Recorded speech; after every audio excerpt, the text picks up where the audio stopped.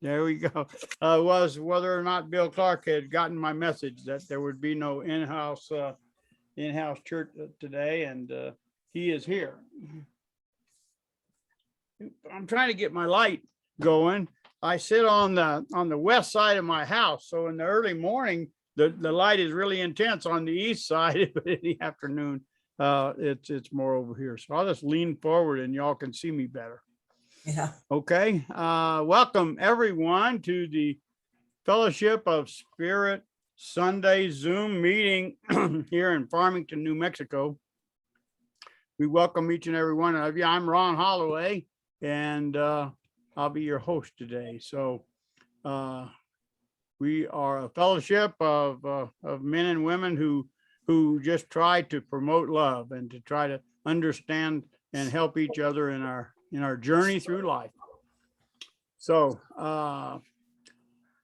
this thing it was kind of a short notice for everyone. We just decided on Friday to postpone our in-person, in-house services at the church.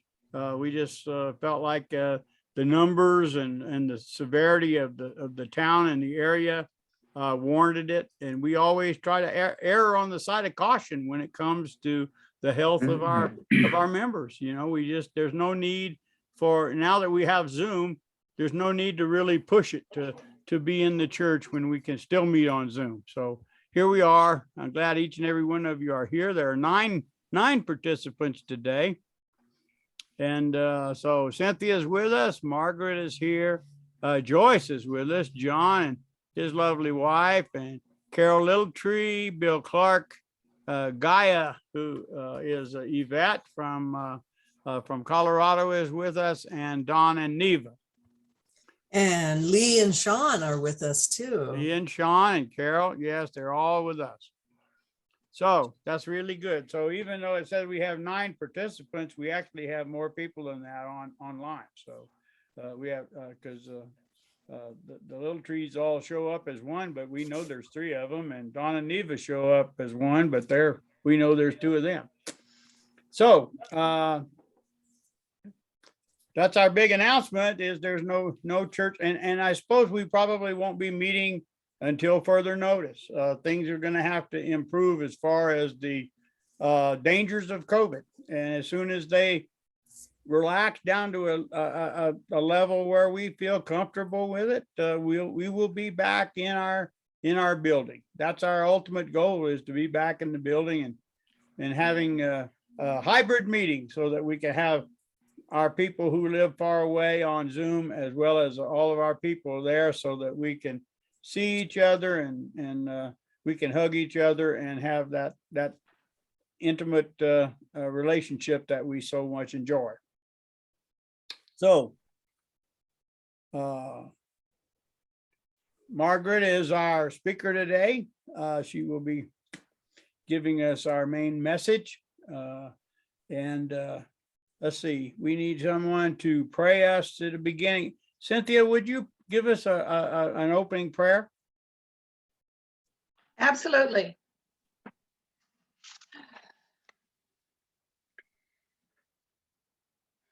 Dear Father, Mother God, thank you for this beautiful August morning, and thank you for the ability for us all to get together on our electronic devices and to share not only our love for one another, but our beliefs. And bless our congregation and all of their family, and heal all of the ones that are in our family and in our congregation that are sick. So mote it be, and so it is. Amen. Thank you. So mote it be. Could I just say one thing, Ron, real Sure. quick? I had taken over booklets for the whole expo to the church so that people could pick them up Sunday, but then we're not going to be there. So I just wanted to let you know the whole expo will be in Durango, September 11th and 12th at the county fairgrounds. It's their 25th anniversary. Last year, they had to close down because of COVID. And this year they're trying it again and hoping that they don't shut them down. But that's the weekend after Labor Day, the 11th and 12th. So I'll have a booth there, and there'll be quite a few people with booths and lots of really great talks on all kinds of different things. So if you like to go to Whole Expo in Durango, it's on Saturday and Sunday, the 11th and 12th. Well, we as a fellowship have had a booth up there for a number of years also. Yes. COVID shut us down last year and we didn't really get any notification, and it takes a while to plan those things. So we didn't prepare for a booth this year either. And so we're not going to be having a booth, but you know, I'm hoping that COVID doesn't shut them down. I really do. I hope that they're able to, because there are lots of good information and a lot of connections people make at that, you know, with people of like mind that they didn't even know they were of like mind, but they were there looking for similar information and similar guidance. And so you get to meet people that you would not ordinarily meet. So, all right. So we've had our announcements. We've had our prayer.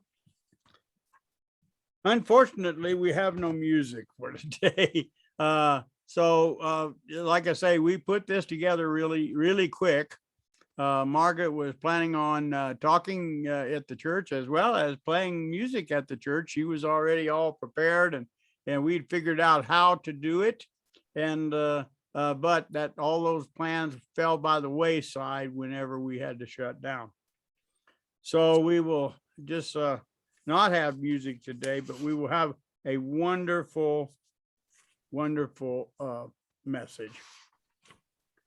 And okay, so Jerry, we need to keep that whole family, especially in our prayers. They're really having a hard time.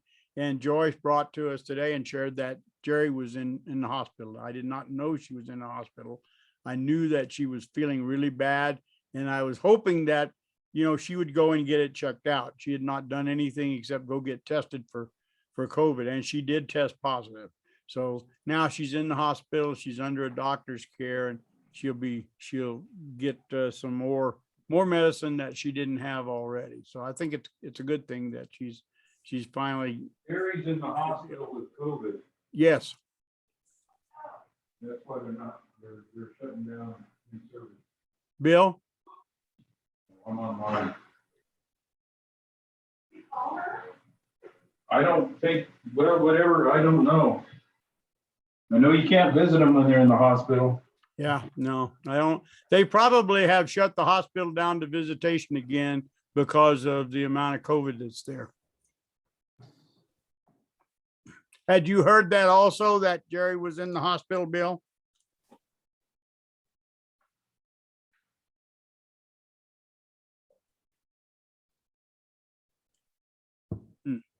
Well, I guess you didn't hear me. Okay, well, anyway, Jerry normally does. No, I did. I had not heard that she was in the hospital. When did she go in the hospital? Yesterday. Okay, when did she start feeling lousy? Oh, she felt ever since they got back from Albuquerque. She was down all week and continued to. She had some days she thought she was getting better, and I thought she was getting better last time I talked to her. But apparently, she took a turn for the worse, and she went to the hospital. Well, Thanks this for is letting us Joyce. know. This is Joyce talking, and I had a little kind of communication with Jerry yesterday morning, and the reason she's in the hospital is because they couldn't get her oxygen level to stay above 88. So that's why they hospitalized her. Yeah.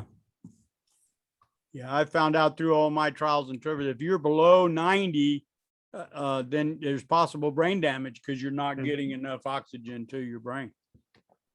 I've heard that That's- also. Yeah, so that's why they always try to, if you get into lower than 90, you're in a danger zone. So anyway, we'll try to keep her in our keep her in our prayers. We'll try to text her and stuff after the meeting. I can't do that right now, but I'll try to get in touch with her and see her. Maybe somebody else can during the meeting, and if she'll text back.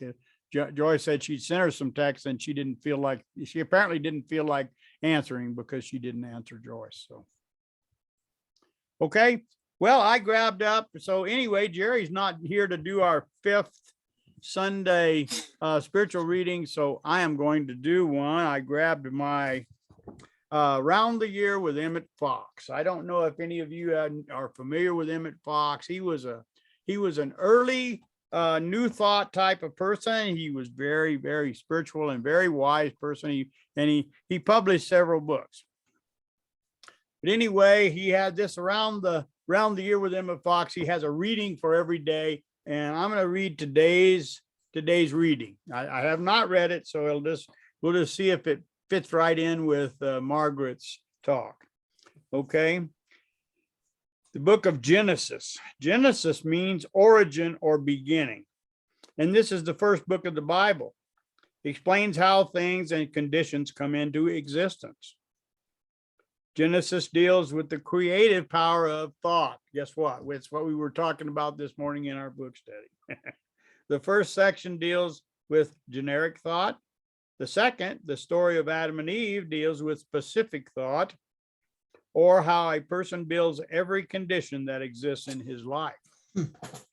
The sections concerning Cain and Abel, the Tower of Babel, the flood, the story of Abraham and his family, the story of Joseph and his brethren, all deal in different ways with the creative power of thought, showing how it is the genesis of all things that exist. The book of Genesis is partly allegorical and partly historical. Unless you have the spiritual meaning behind the story, you do not possess the Bible at all. The covenant of Sinai, necessary and good in its place, signifies the attempt to order things from the outside, and is, of course, much better than anarchy. But he who is on the spiritual path must pass beyond this to the spiritual Jerusalem, which is the ordering of things from the inside by the practice of the presence of God. This is the new Jerusalem that cometh straight down from God out of heaven. And John saw the holy city, New Jerusalem, coming down from God out of heaven. That's Revelation 21:2. The book of Genesis, having explained the creative power of thought, and the other books of the Bible then proceed to illustrate the way in which the laws of thought work in different circumstances, but Genesis is the foundation of it all. That's exactly what the theme of our book study this morning was all about, was that the power of thought and how everything begins with our thoughts. Okay, so Reverend Margaret Cheasebro is our speaker today, and she is an ordained minister. She was an educator for a number of years. She's been a writer and publisher in various publications throughout the Southwest. She is an author, and she is just an all-around good lady, if you want to ask me. She's just a bright spot among bright spots. And so let us welcome Margaret Cheasebro. Thank you. Thank you. So I have a question for you. How do you change circumstances in your life that seem beyond your control? It's such a difficult task that it may seem impossible.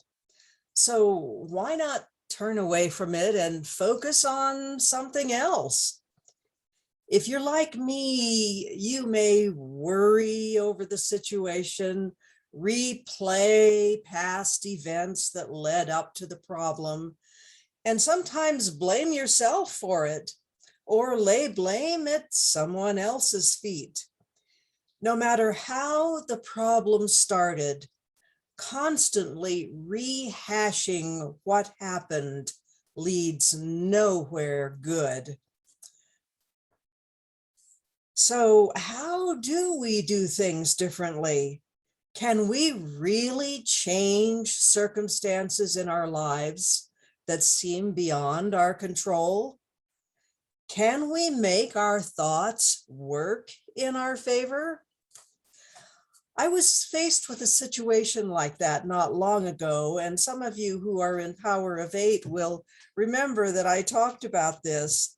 It all started in early January 2020 with my decision to purchase 1,500 copies of the book I had self-published with a to be unnamed but a well-known self-publishing house.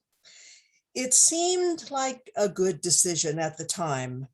The person in charge of the book publishing department suggested that I leave some of the books in the company's warehouse in case third-party buyers ordered them. Then the company could send them to the buyers for me, and I wouldn't have to hassle with the details. She assured me that if I needed any of the books, all I had to do was contact her and she would send them to me. She said the postage had been included in what I paid for the books, and there would be no charge for keeping them in the warehouse. That made sense to me. So I decided to keep 1,000 copies of the book in the company warehouse and have them send 500 copies to me. And I began selling those 500 copies locally. For 1 year, I left those 1,000 copies of the book in the warehouse. But I never heard anything from the company about any sales from those books. So in January 2021, a year after I purchased the books, I emailed the head of the book publishing department and the one that's in charge of the purchasing, and asked that the books be sent to me. I got no response. I waited a while, and then I telephoned her and left a voice message. Again, no response. This went on 6 different times over 2.5 months. Finally, I started calling customer service and asking for their help. I called 6 different times over a period of 3.5 months. I got promises of help, but none materialized. 6 weeks into these futile attempts of contacting customer service, I decided I needed to do something that seemed utterly ridiculous, but I tried it because I was desperate. Nothing I'd tried had worked. So I said out loud every day that all 1,000 of those books from the company warehouse arrive in excellent condition at my front door. I made that statement every day for 2 months. Something interesting happened during that 2-month period as I said those words every day. At first, I did not believe the books could possibly arrive at my front door.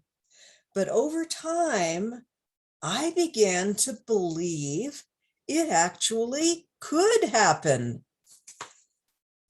6 weeks into saying that statement every day, I called customer service a 7th time.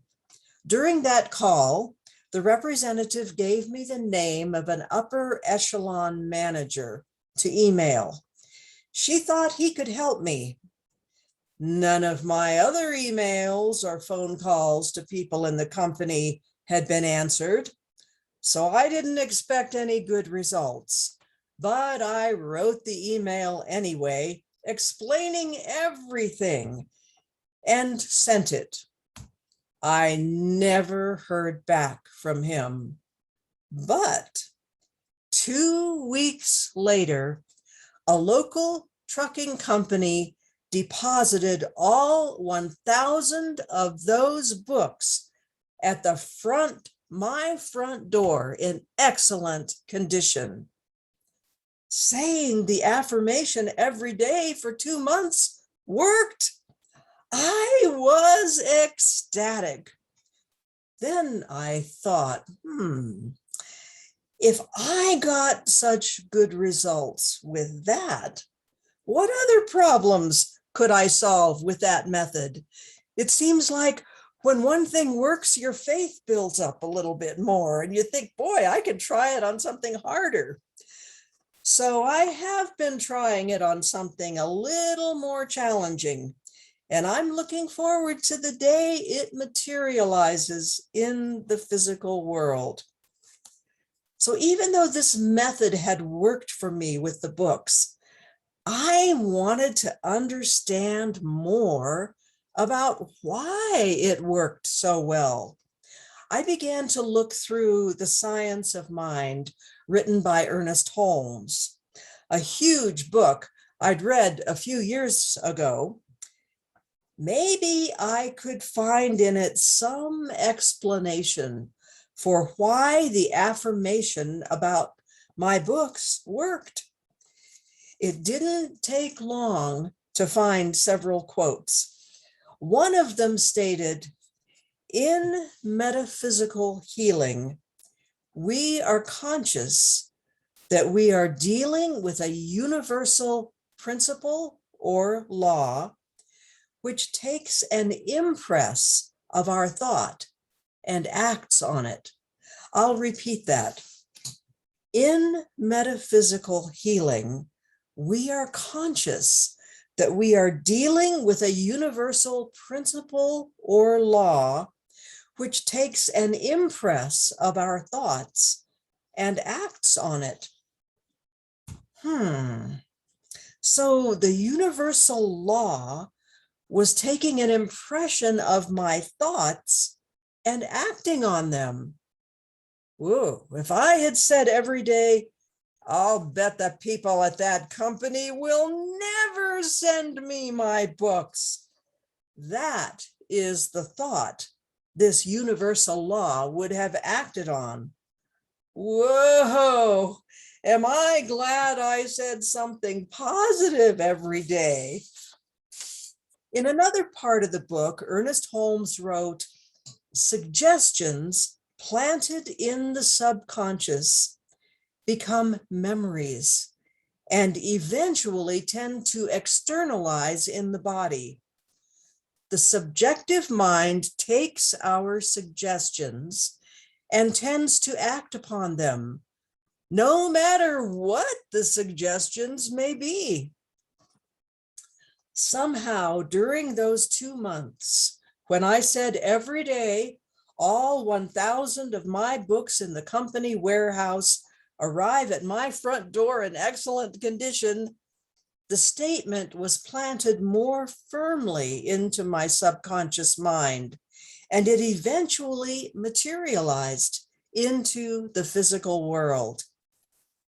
In some ways, that's a little concerning, especially when I think about how many times I've been upset about something. I sometimes recalled unhappy details, assigned blame, and occasionally felt victimized. When I thought in those ways, I was depositing beliefs in my subconscious mind that were not creating anything positive. If I had been thinking about some physical condition I wanted to improve, but if I kept remembering unhappy details, that negative thinking would have left me as sick as ever. What a sobering thought. The study book right now in the Fellowship of Spirits Sunday morning class is The Nature of Personal Reality by Jane Roberts. It has a lot to say about our beliefs and how they help to create our reality.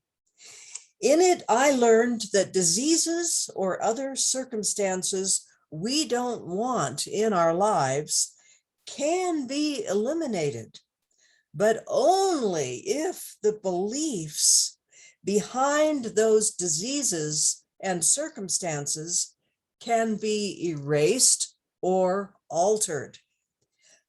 Those changes in our beliefs have to happen in the present moment. That's where our point of power is. We can't get results by rehashing things that happened in the past or worrying about things that might happen in the future. We have to change our beliefs right now in the present moment. I'm just beginning to get a handle on that because I saw how it worked with my books. I didn't start out believing the positive statement I made every day. Sometime during that process, my lack of belief altered enough that I began to believe it really could happen. And then it actually did happen. These aren't the only places where we're told about how this principle works. We find it in the Bible. In Luke 18:3-4, Jesus tells the parable of the widow who kept asking a crooked judge for justice. In a certain town, there was a judge who neither feared God nor cared about people. And there was a widow in that town who kept coming to him with the plea, "Grant me justice against my adversary." For some time he refused, but finally he said to himself, "Even though I don't fear God or care about people, yet because this widow keeps bothering me, I will see that she gets justice so that she won't eventually wear me out with her coming." Jesus told another parable in Luke 11:3-9.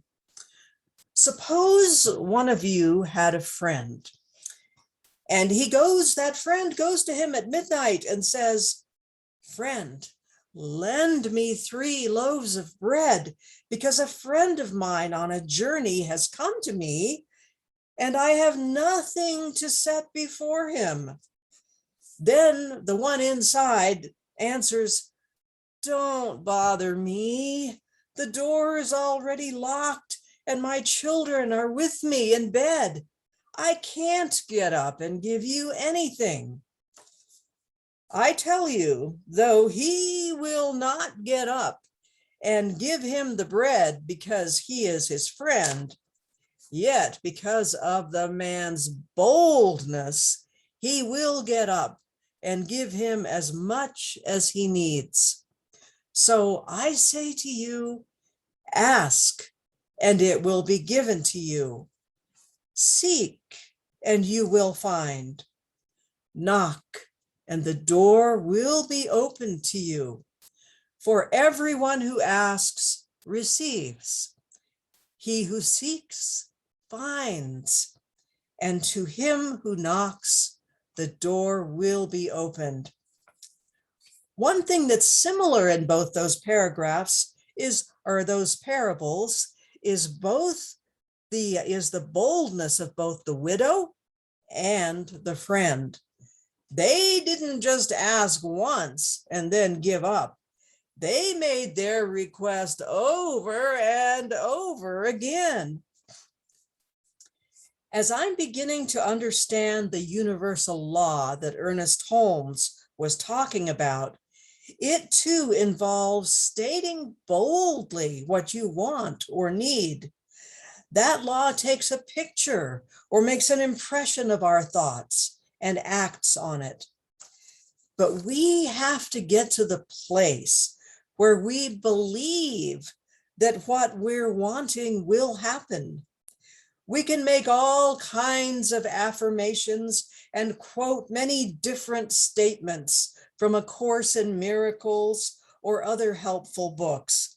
But unless we really believe them, the universal law is taking a picture or making an impression of what we really believe about that statement. If we want to believe it, but we can't quite do that yet, we're going to get results that do not satisfy us. When I made my daily statement that all 1,000 books arrive at my front door in excellent condition, I did not believe it could happen. It was a preposterous statement, but I was desperate. So I kept making the statement every day. The more I said those words, the more my subconscious mind began to accept that they were true. Then the universal law took pictures of what I now believed would actually happen. And over time, it did happen. Our beliefs have to change before our circumstances can improve. As the nature of personal reality states, your physical circumstances change automatically as your beliefs do.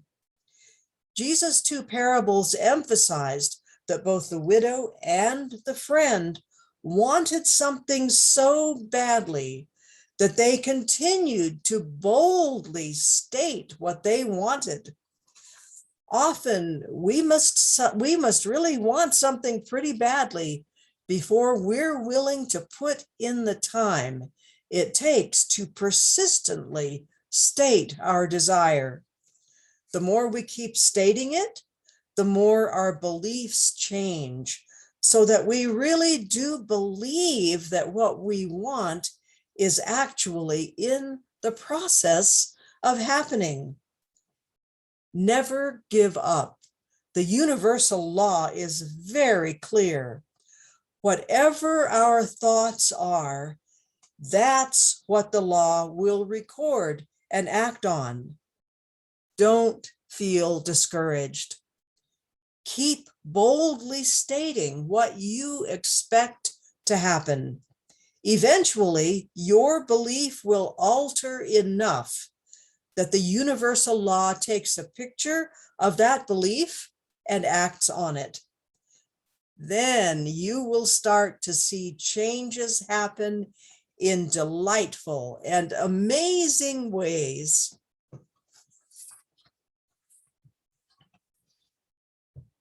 Thank you, Margaret. Thank you, thank you, thank you.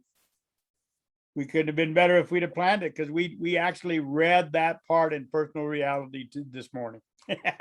Oh, really? Yes, yes. That's what we were reading about. So that's wonderful.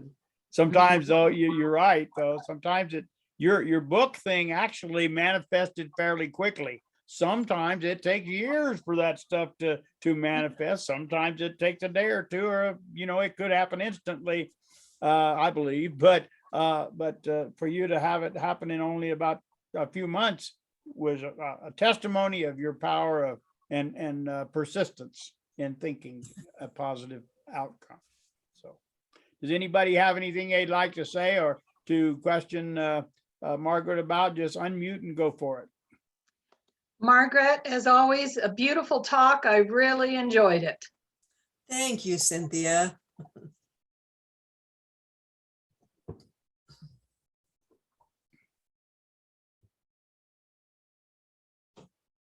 Anyone else?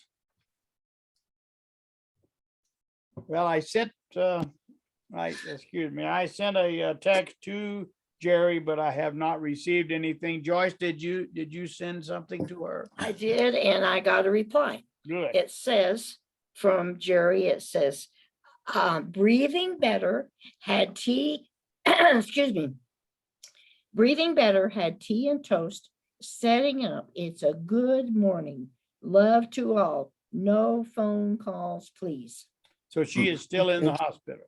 Yeah, Okay. Okay. apparently. Yeah, but she is apparently. very weak. We talked the other day that she really doesn't feel like dealing with anything. It takes all of the energy she has just to breathe and to be able to deal with But- what she has. But she's texting now, so she's got to be That- better. That's good. So Yesterday, I that don't is, think she really felt that's a good sign. like what you said. Yeah, yeah, That's a good okay, sign. yeah, Yeah.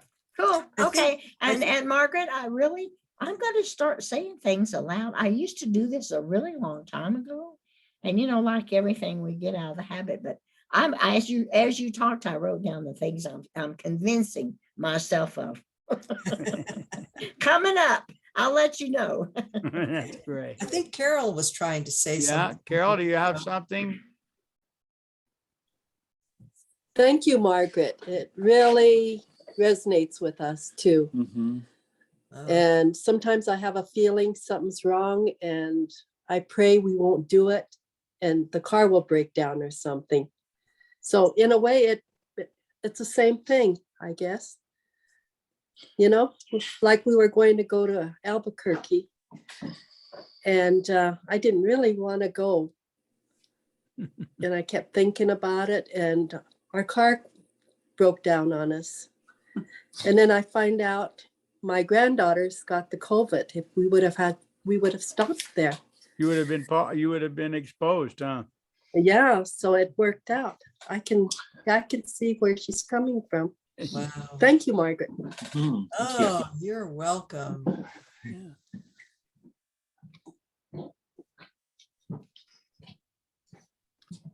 Okay, well, thank you again, Margaret, for your wonderful talk, and we appreciate your message and your delivery and everything. It's always a joy when you talk to us. Oh, thank you.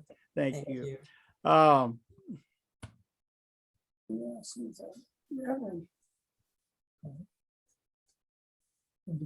So that pretty much concludes our ceremony today, except that Oh, yes.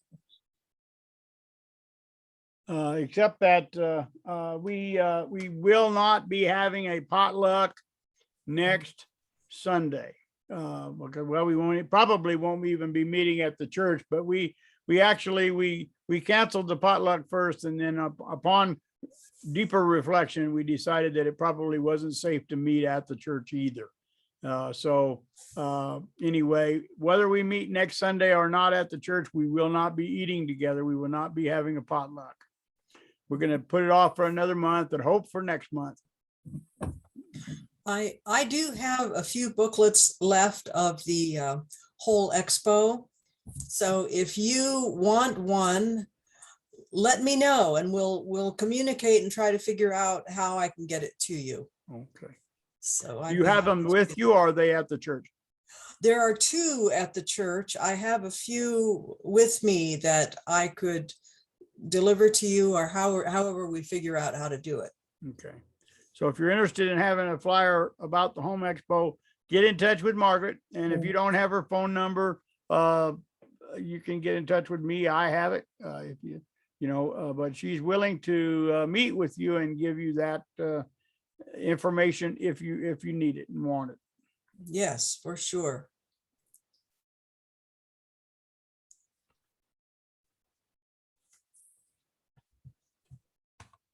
Okay. Who do we have here? All right. Glad that Don and Neva could be with us, and Yvette from Colorado. Thank you for coming and being with us. Bill, I don't know if Sue is there. You're all blacked out. I can't even see you. But glad that you guys could make it. The little trees. John, we're glad you're here. And Cynthia, back from her travels, is going to be a lot more regular being in with us. So that's great. Let's see. Bill, would you give us a benediction prayer?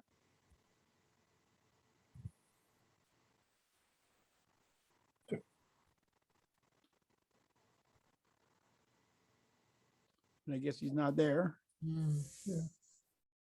Okay, does anyone want to do a prayer? If not, I will. Thank you, Mother and Father God, for all the abundance that you have given us. Thank you for your protection, keeping us from danger.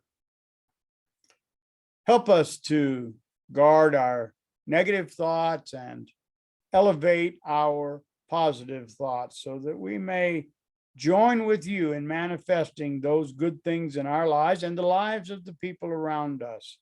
Help us to be vigilant as we go forward in that vein. Bless us and keep us until we meet again. Amen. So, okay.